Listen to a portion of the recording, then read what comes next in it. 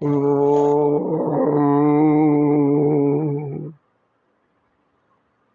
హర మహాదేవ శంభో శంకర పాహి మాం రక్ష. గురుగారు, మానసిక స్థితిగతులను ఎటువంటి పరిస్థితుల ద్వారా మనం గ్రహించవచ్చు? మనుషులు అందరిలో కూడా అనేక విధ ఆలోచనలు వస్తుంటాయి. మీరు ఇందాక చెప్పారు కదా, సంతోషంగా, ఆనందంగా, ప్రశాంతంగా ఉండడం ఎలా, లేకుంటే దుఃఖపడుతూ జీవించడం ఎలా చెప్పారు. అయితే ఈ ప్రశాంతత ఉండడానికి ఎలాంటి ఆలోచనలు మానవుల్లో ఉంటే ప్రశాంతంగా ఉండగలరు, ఎలాంటి ఆలోచనలు లేకపోతే ప్రశాంతంగా ఉండలేరు, ఆలోచనలు ఎలాంటివి మనలో ఉంటే ప్రశాంతంగా ఉండలేము, ఇది ఎలా నిర్ణయించబడుతుంది అని అడిగారు. మానవులు ప్రశాంతంగా ఉండాలి అనుకున్నప్పుడు వారు కల్పించుకునేటటువంటి సంబంధ బాంధవ్యాలు ఈ భౌతిక ప్రపంచంతో వాటి ద్వారా నిర్ణయించబడుతుంది. ఒక గ్రామంలో 3 స్నేహితులు ఉన్నారు.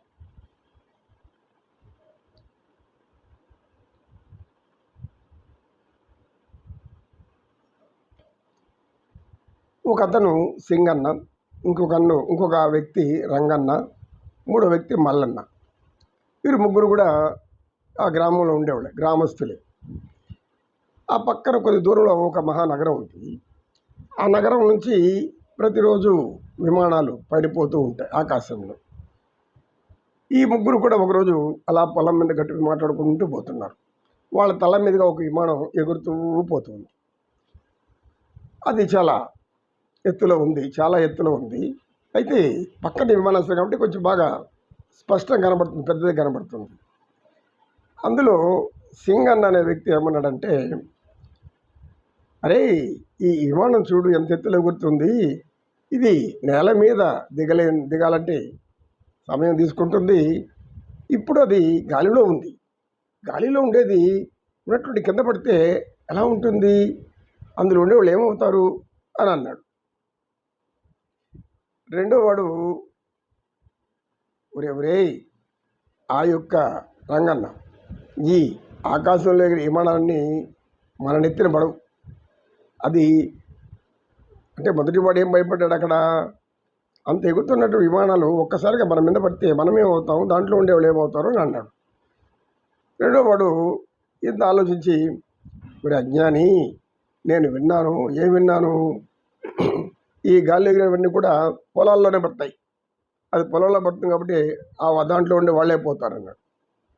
మూడో వ్యక్తి, ఇదేం ఆలోచనలు రా స్వామి, వాళ్ళు సుఖమాని శుభమాని ఎక్కడికో అత్యవసర పనుల మీద అలా వెళ్తుంటే ఆ సౌకర్యం వాళ్ళకి కలిగింది కాబట్టి వాళ్ళు వెళ్తున్నారు.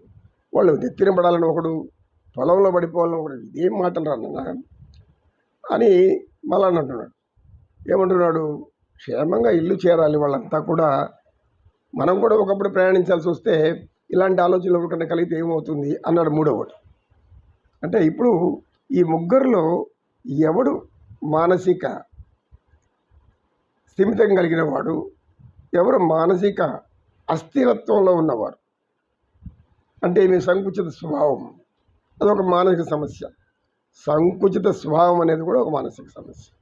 అందులో ఎవడున్నాడు, వాడు అది శుభమాని ఆకాశంలో ఎగురుతుంటే అది మన మీద పడుతుందేమో, పడితే ఎలా ఉంటుంది అని అడిగితే ఎలా, అంటే అక్కడ వాళ్ళది పడాలి, అందరూ పోవాలి, వీడి కూడా పోదాం అనే భయం వీడికి. అంటే ఇవన్నీ భయాలు, లేనిపోయిన భయాలు, అంటే ఊహించుకొని భయాలు తెచ్చుకోవడం, ఇది సంకుచిత స్వభావం. వీడికి నిత్యం బాధపడుతూ ఉంటాడు తప్పితే ప్రశాంతంగా ఉండలేడు. వీడికి ఎటువంటి సుఖ సంతోషాలు ఉండవు. ఎందుకు, వీళ్ళ ఆలోచనలంతా ఎప్పుడు అట్లే ఉంటాయి. ప్రతిదాన్ని అనుమానించడం, ప్రతిదాన్ని చూసి భయపడ్డాం, ప్రతిదీ కూడా నాశనం అయిపోవాలనుకోవడం. అందరూ నాశనం అయిపోవాలి, నేను మాత్రమే బాగుంటాను. అది ఎందుకు, అందరూ పోయాక నువ్వు ఏం చేస్తావు, ఇక్కడ దిక్కు ముక్కు లేకుంటే ఎలా బంధువులు ఏ గుంట నక్కలో పిల్లలు వచ్చి పీక్కొని తింటాయి, అంతకంటే ఏం జరగదు కదా. 10 మంది ఉన్నప్పుడు 10 మందితో కలిసి ఉంటే రక్షణగా ఉంటుంది, సలక్షణంగా ఉంటుంది, అందరూ సంతోషం, మన సంతోషంగా ఉండగలుగుతాం. కాబట్టి ఒక వ్యక్తి అన్నప్పుడు, సమాజంలో ఉన్నప్పుడు అందరూ సుఖశాంతులు కోరుకోరు, కానీ అదే మన యొక్క హైందవ సనాతన ధర్మంలో ఉంటే గొప్ప జ్ఞానం. సర్వే జనా సుఖినో భవంతు అంటాం, ఎక్కడ పోయినా కూడా. సర్వ సన్మంగళాని సంతు అంటాం, సకల శుభమస్తు అంటాం, దీర్ఘాయుష్మాన్ భవ అంటాం, దీర్ఘ సుమంగళి భవ అంటాం. ఇలా పెద్దవాళ్ళు ఆశీర్వదిస్తుంటారు. ఇటువంటి వాళ్ళు మానసికంగా సంపూర్ణమైనటువంటి ఆరోగ్య స్థితిలో ఉన్నవారు. అలా కాకుండా ఇలా పూర్తి వ్యతిరేకత మాట్లాడే వాళ్ళు, వీళ్ళు తమో గుణ స్వభావులు, వారు సాత్విక గుణం కలిగిన వారు. ఇక మధ్య రజోగుణం కలిగిన వాడు మన మీద కూడా పొలంలో పడిపోతే వాళ్ళు పోతారు, మనం మాత్రం హాయిగా ఉండవచ్చు. అదొక రకం మధ్య తరగతి అనమాట. అది ఇలా మానవులు ఆలోచనలు పెంచుకొని సమాజంలో జీవిస్తున్నాము. ప్రజల సుఖశాంతులకు మన అవసరము, సుఖశాంతులు అందిస్తేనే మనం చిరస్థాయిగా ఉండిపోతాము అనే ఆలోచన ఎప్పుడు వస్తుంది మానవులకి? భగవంతుడు అనేవాడు సమమైనటువంటి జీవన విధానాన్ని భూమి మీద మనకిచ్చాడు.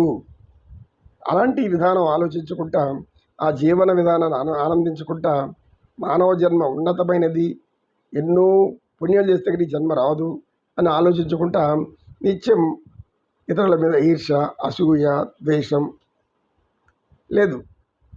లేకుంటే అయ్యో నాకేమో మనల్ని హింసించుకోవడం. ఇది మనకని మనం హింసించుకునేది ఏమంటే మనలో ఉండే మానసిక అహింస. ఏమిది? నాకు ఆరోగ్యం ఇలా ఉంది, నేను ఇలా ఉంటుంది, నాకేమైపోతుందో, నేను ఇది బాగవుతుందా బాగ్గదా. జబ్బు వస్తే వైద్యో నారాయణో హరి, రాకుండా ముందే కాపాడుకుంటే ఆరోగ్యం. ఎంత కాపాడుకున్నా ఈ శరీరం పోతుంది, ఉన్నంతకాలం త్వరగా నేను చేసిపోతామనేవాడు అతను వాళ్ళే తలనొప్పి కొని తెచ్చిపెట్టుకునేవాళ్ళు. ఎందుకు? నీ ఆయుష్ నువ్వు ఎలా నిర్ణయిస్తావు? ప్రతి ఒక్కరి ఆయుష్ నిర్దేశించేది విధాత పరమాత్మ. సృష్టిలో ఎప్పుడు రాజేసి ఉంటాడు. జీవి పుడుతున్నప్పుడే, గర్భంలో పడినప్పుడే ఆ జీవి దాన్ని ఎప్పుడు అంతమో కూడా ఆయన రాసి పెట్టేసి ఉంటాడు. అదే మనలో మనుషులకే కాదు, ఇది సకల జీవరాశులకు కూడా కాదు, ఈ గ్రహాలకు కూడా.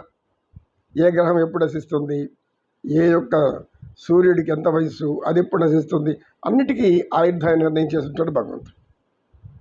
ఆయన చెప్పిన అనుసారం కాలం నడుస్తూ ఉంటుంది, కానీ మనం అనుకున్నట్లు కాలం నడవదు. కనుక మానసిక స్థితిగతులు అనేటివి మన ఆలోచనలు బట్టే ఉంటాయి. మనం ఎప్పుడు కూడా అనుకూలమైన ఆలోచనలను అందరి గురించి ఆలోచిస్తే మనకు కూడా మేలు జరుగుతుంది. నేను మాత్రమే బాగుండాలి, ఇతరులు ఏమన్నా పోయింది అనుకుంటే అలాగే పోతారు. నమో కృష్ణ, నమో వెంకటేశ. హే గోవింద, ముకుంద, సదానంద, పరమానంద, పరమపురుష, అఖిలాండ కోటి బ్రహ్మాండ నాయక. ఓ కృష్ణ, నమో కృష్ణ. కృష్ణం వందే జగద్గురు.